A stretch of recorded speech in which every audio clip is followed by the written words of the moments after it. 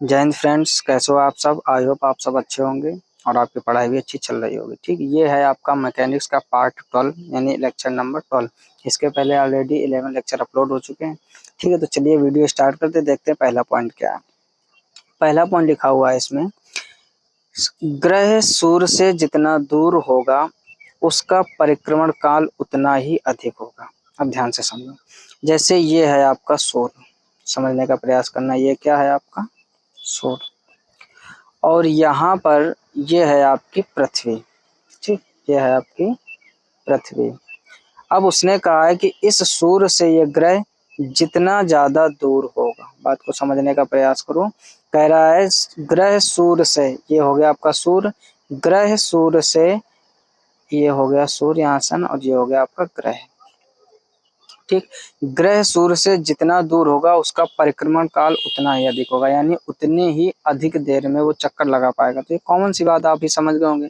यानी अगर ग्रह सूर्य के पास में होगा तो वो जल्दी चक्कर लगा लेगा, और जब ग्रह बहुत दूर हो जाएगा सूर्य से तो वो उतना ही देर, क्योंकि ये इसके आसपास घूमता है तो इसके बहुत जितना दूर रहेगा उतना बड़ा चक्कर लगाना पड़ेगा, और जितना बड़ा चक्कर लगाना पड़ेगा उतना ज़्यादा समय लगेगा। तो पहला पॉइंट यही था कि जब ग्रह सूर्य से बहुत दूर होता है तो उसका परिक्रमण काल उतना ही अधिक होता है। ठीक, नेक्स्ट पॉइंट देखिए क्या है।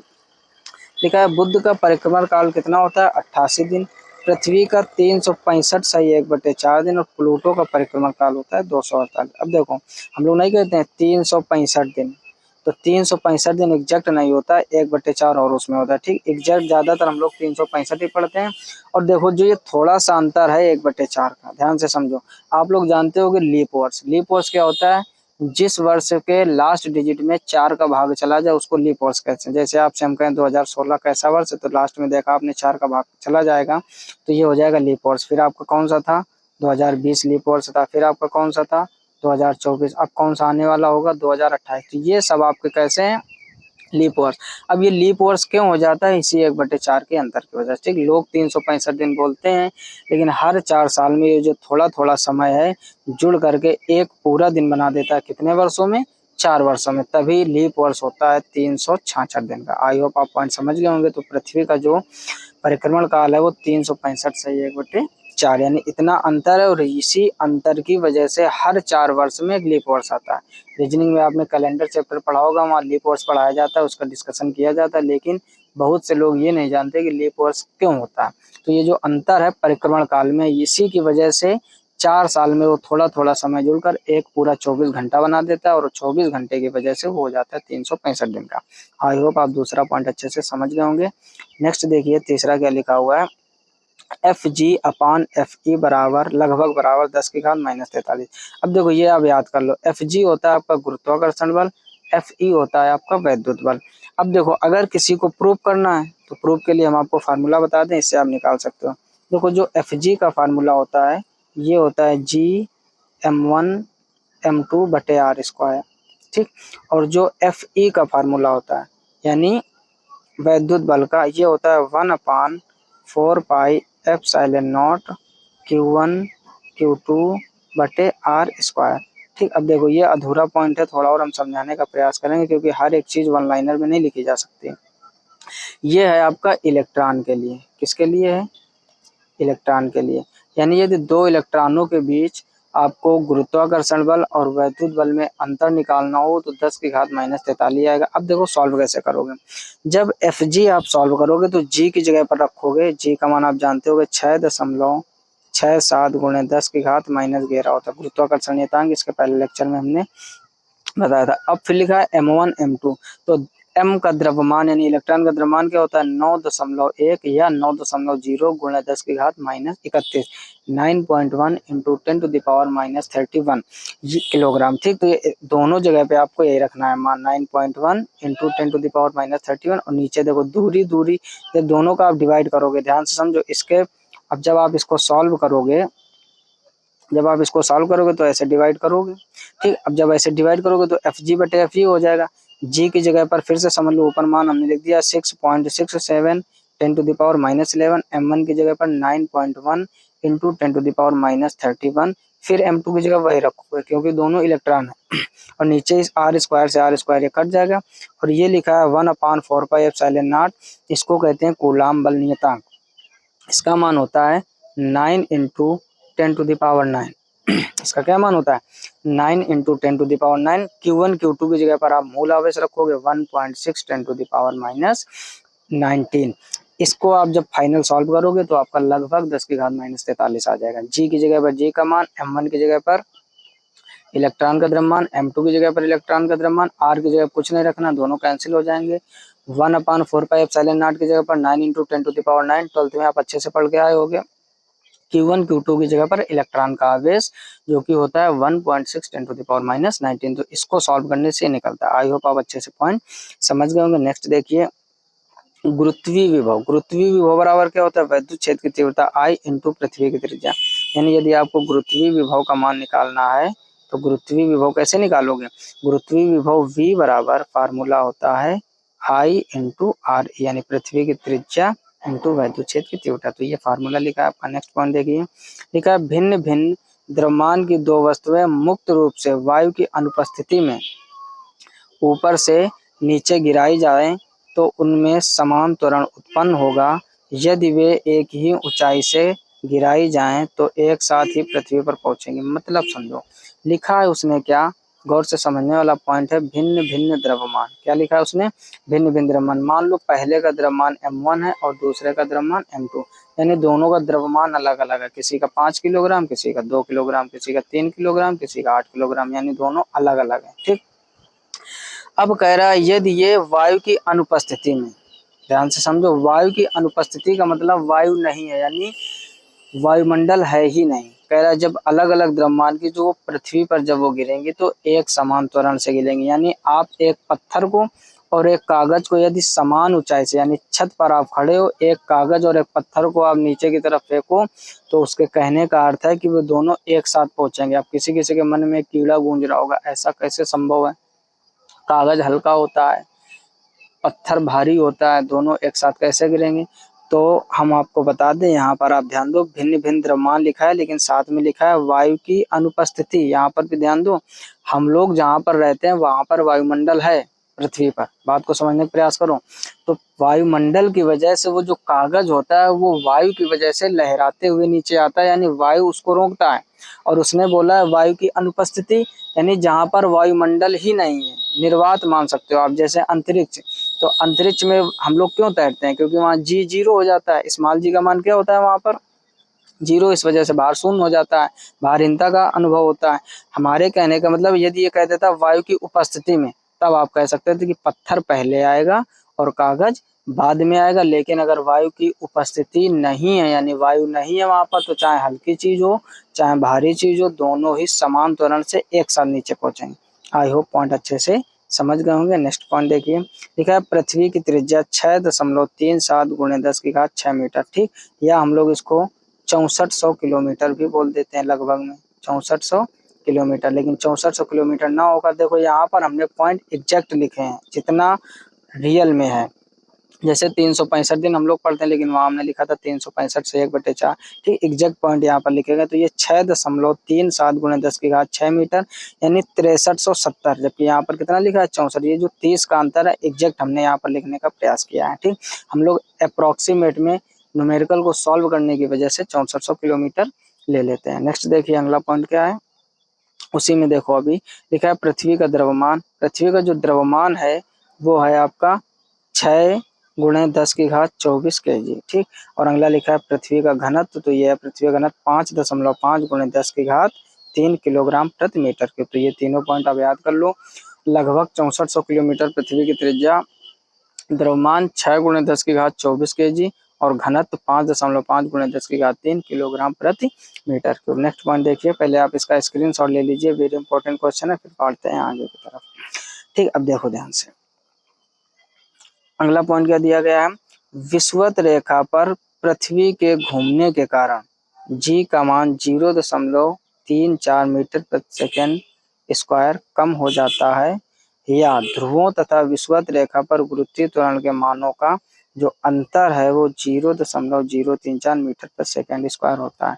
इसका कहने का मतलब समझो, उसके कहने का मतलब ये है कि विषुवत रेखा पृथ्वी के घूमने के कारण, यानी विषुवत रेखा पर जो हमारी पृथ्वी घूमती है उसके घूमने के कारण जो आपका जी है, जी के मान में 0.034 मीटर प्रति सेकेंड स्क्वायर की कमी हो जाती है। किसके कारण? विषुवत रेखा पर पृथ्वी के घूमने के कारण। यानी आपसे क्वेश्चन किया जाए कि जी के मान में कमी क्यों हो जाती है, तो आप लिख दोगे पृथ्वी के घूमने के कारण। या फिर आप कह सकते हैं कि ध्रुवों या विषुवत रेखा और गुरुत्वीय त्वरण के जो मानों का अंतर है वो है आपका 0.034। नेक्स्ट पॉइंट देखिएगा, लिखा है पृथ्वी की कोणीय चाल WE 7.27 10⁻⁵। अब देखो कोणीय चाल को हम लोग लिखते हैं ओमेगा से। अब पृथ्वी की बात कर रहा है, इसी वजह से बेस में ई लिख दिया गया। ई का मतलब है यहाँ पर अर्थ, और उसके बाद में कितना लिखा गया 7.27 10⁻⁵ रेडियन प्रति सेकंड। क्योंकि चाल जो कोणीय चाल होता है उसका मात्रा क्या होता है? रेडियन प्रति सेकंड। तो देखो कुछ पॉइंट आपको याद करने पड़ेंगे, इसमें हम कोई लॉजिक नहीं लगा सकते, याद करना ही पड़ेगा आपको। नेक्स्ट पॉइंट देखिए क्या लिखा हुआ है। अगला लिखा है यदि पृथ्वी 24 घंटे की बजाय 1.4 घंटे में एक चक्कर लगाने लगे तो विषुवत रेखा पर किसी वस्तु का भार शून्य हो जाएगा। मोस्ट इंपॉर्टेंट प्रश्न, बात को समझो। उसने बोला है कि यदि 24 घंटे की बजाय, यानी जो हमारी पृथ्वी है 24 घंटे में घूमती है। अब ध्यान से समझो, 24 घंटे की बजाय कह रहा है यदि 1.4 घंटे में घूमने लगे। उसके कहने का मतलब है कि स्पीड ये अपनी बढ़ा दे। कौन? पृथ्वी। यानी पृथ्वी यदि 24 घंटे की बजाय 1.4 घंटे में एक चक्कर लगाने लगे तो कह रहा है किसी वस्तु का भार शून्य हो जाएगा, यानी ग्रेविटेशन खत्म, जी का मान खत्म और हम लोग तैरने लगेंगे। बात आगे समझ में? यानी जब पृथ्वी 24 घंटे की बजाय, यानी पृथ्वी जब अपनी चाल बढ़ाएगी तो गुरुत्वाकर्षण उतना ही कम होगा। समझ गए ना बात को?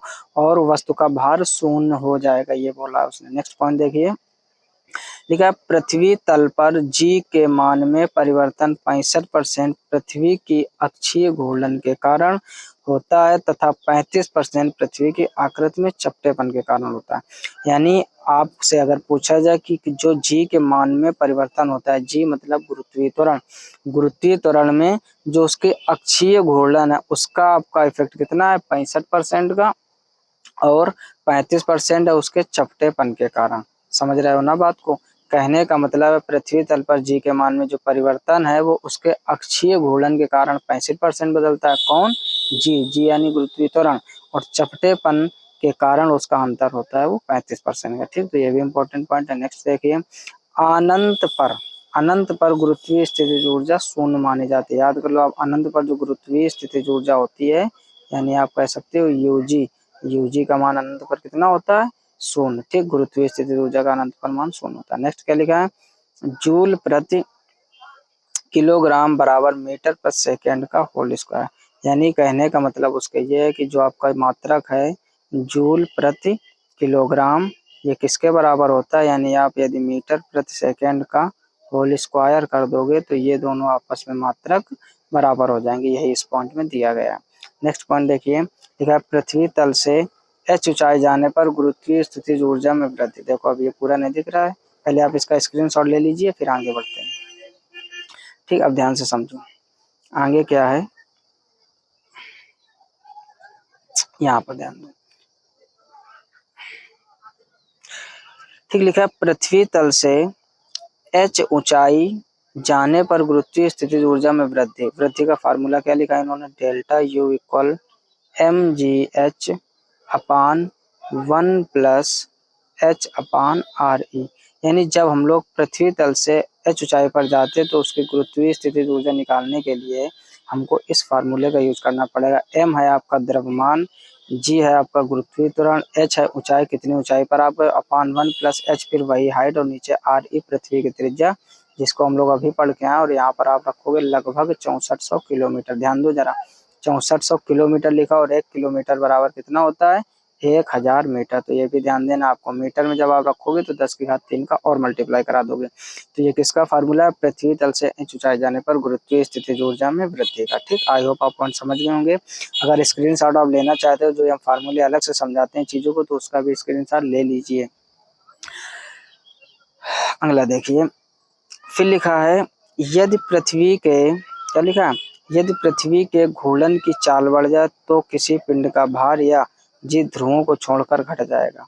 अभी वही तो हम बता रहे थे कि चाल बढ़ जाए लिखा है, अभी 0 हुआ था इसके पहले, यानी यदि 24 घंटे की बजाय 1.4 घंटे में पृथ्वी चक्कर लगाने लगे तो भारहीनता का अनुभव होगा, यानी उसका भार शून्य हो जाएगा। वही यहाँ पर अगर यदि पृथ्वी अपने घूर्णन की चाल बढ़ा दे तो ध्रुवों को छोड़कर, यानी ध्रुवों पर इफेक्ट नहीं पड़ेगा, बाकी जगह पर आपका जो जी का मान है वो घट जाएगा। और घटते घटते जब ज्यादा तेज घूमने लगेगी, यानी 1.4 घंटे में चक्कर लगाने लगेगी, तो उस स्थिति में जी हो जाएगा शून्य, और इसी वजह से उसका भार भी शून्य हो जाएगा। तो जब भी वो चाल बढ़ेगी, घूर्णन चाल, ध्यान से समझना, जब भी पृथ्वी अपनी घूर्णन चाल बढ़ाएगी तो जी का मान घटेगा। जी कौन सा, छोटा वाला, यानी गुरुत्वीय त्वरण, और ध्रुवों को छोड़कर, यानी ध्रुवों पर इफेक्ट नहीं पड़ेगा। अगला लिखा है, पृथ्वी के केंद्र पर पिंड का भार शून्य होता है। बिल्कुल बात सही है। कहने का मतलब जो पृथ्वी का केंद्र है वहां पर आपका जो जी होता है वो होता है शून्य, और जी शून्य होने की वजह से आपका जो भार डब्ल्यू बराबर एम जी आप फार्मूला लगाओगे, यहाँ पर जब जी के मान को उठाकर आप रखोगे, जी का मान यहाँ पर, तो m इंटू 0, यानी उसका भार भी क्या हो जाएगा, शून्य हो जाएगा। आई होप आप पॉइंट अच्छे से समझ गए होंगे। नेक्स्ट पॉइंट देखिए क्या लिखा है, यदि कोई पिंड बाह्य अंतरिक्ष से पृथ्वी के गुरुत्वाकर्षण क्षेत्र में प्रवेश करता है तो पृथ्वी पिंड निकाय की स्थितिज ऊर्जा घट जाएगी। कहने का मतलब, यदि कोई पिंड ऐसा है जो अंतरिक्ष से पृथ्वी के गुरुत्वाकर्षण क्षेत्र में प्रवेश करता है तो पृथ्वी पिंड निकाय की स्थितिज ऊर्जा पर क्या प्रभाव पड़ेगा, तो उसकी जो स्थितिज ऊर्जा होगी वो घट जाएगी। नेक्स्ट पॉइंट देखिए अगला क्या लिखा हुआ है, यदि किसी सरल लोलक घड़ी को पहाड़ में ले जाए तो जी का मान घटने के कारण उसका आवर्तकाल बढ़ जाएगा तथा घड़ी सुस्त हो जाएगी। ये वेरी इंपॉर्टेंट क्वेश्चन, देखो इसको समझो, समझोगे तभी आपको याद होगा, नहीं तो आप रटते रहोगे, इन चीजों को तैयार नहीं कर पाओगे। लिखा है, यदि किसी सरल लोलक घड़ी को पहाड़ पे ले जाए, यानी आप किसी सरल लोलक घड़ी को कहाँ पर लेके गए हो, पहाड़ में। कहाँ लेके गए हो, पहाड़ में। अब जब पहाड़ में ले जाओगे तो उसका जो जी का मान है वो घटेगा, जो गुरुत्वीय त्वरण है इसका मान घटेगा। अब ध्यान से समझो, जब भी गुरुत्वीय त्वरण घटता है तो उसका आवर्तकाल बढ़ता है। आवर्तकाल बढ़ने का मतलब हो गया टाइम पीरियड बढ़ जाएगा, और टाइम पीरियड बढ़ने का मतलब है समय ज्यादा लगेगा। अब आवर्तकाल का मतलब होता है समय, और आवर्तकाल बढ़ने का मतलब समय ज्यादा लगेगा, और समय ज्यादा लगेगा तो वो घड़ी सुस्त हो जाएगी, यानी देर में समय बताएगी। आई होप आप पॉइंट समझ गए होंगे, यानी वहां पर जब आप जाओगे तो आपकी घड़ी खराब हो जाएगी और आपको समय देर में बताएगी, और आपको लगेगा घड़ी खराब हो गई, लेकिन समझना क्या है, वहां जी का मान घट जाता है, घटने की वजह से वह घड़ी सुस्त होगी। आई होप आप पॉइंट को समझ गए होंगे। अगला लिखा, चंद्रमा तल पर गुरुत्वीय त्वरण का मान 1/6 होता है। इसके पहले भी हमने लेक्चर में डिस्कशन किया था कि यदि कोई व्यक्ति 60 किलोग्राम भार का है तो चंद्रमा पर उसका भार कितना बचेगा, 10 किलोग्राम। क्यों, क्योंकि जो चंद्रमा पर जी डैश है आपका वो हो जाता है पृथ्वी का g/6। आई होप आप ये भी पॉइंट समझ गए होंगे। लेकिन अगर उसका द्रव्यमान कह दे, ध्यान से समझना, द्रव्यमान कभी भी नहीं बदलता है, भार बदलता है, क्योंकि जो भार का फार्मूला होता है वो होता है आपका क्या, W बराबर mg। लेकिन द्रव्यमान नहीं बदलता। अगर आपसे कहा जाए व्यक्ति 60 किलोग्राम द्रव्यमान का है, चंद्रमा पर इसका द्रव्यमान क्या होगा, तो द्रव्यमान 60 किलोग्राम ही होगा। कंफ्यूज करके यहाँ पर 10 मत कर देना, दोनों का मात्रक किलोग्राम होता है, कंफ्यूजन बहुत ज्यादा होता है। तो द्रव्यमान कभी भी नहीं बदलता है, भार अकॉर्डिंग टू जी बदलता रहता है। क्लियर। अगला देखिए लास्ट पॉइंट लिखा है, चंद्र यात्री यानी जो चंद्रमा पर जाते हैं, चंद्रमा पर उतरने से पहले अपनी पीठ पर भारी वजन बांध लेते हैं, क्योंकि चंद्रमा पर जी का मान कम होता है। ध्यान से समझो, यानी जो चंद्रयान या चंद्रमा पर जो जाते हैं वो जब वहां चंद्रमा पर उतरते हैं तो चंद्रमा पर उतरते समय वो पीठ में अपने भारी वजन बांधते हैं। क्यों, क्योंकि वहाँ जो जी होता है वो पृथ्वी की तुलना में g/6 होता है, यानी जी का मान कम होने के कारण वो लोग अपना वजन बढ़ाते हैं। अब देखो, वजन बढ़ाने का मतलब है जब ज्यादा वजन लेके जाएंगे तभी हम, क्योंकि 1/6 हो जाता है। जो व्यक्ति 60 किलोग्राम भार का है वो 10 किलोग्राम का बचेगा।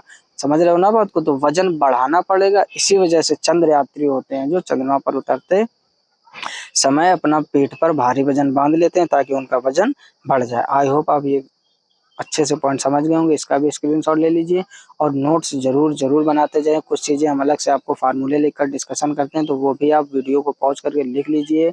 लिख कर आप बार बार जब उन चीजों को प्रैक्टिस करेंगे खुद के नोट्स से तो चीजें अच्छे से तैयार होंगी। वीडियो अच्छा लगा वीडियो को लाइक दोस्तों में शेयर कीजिए। चैनल पर पहली बार आए हूँ तो सब्सक्राइब कीजिए। मिलते हैं नेक्स्ट वीडियो में, तब तक के लिए जय हिंद। आप सभी लोग अपना ख्याल रखिए, इसी तरीके पढ़ाई जारी रखिए। धन्यवाद।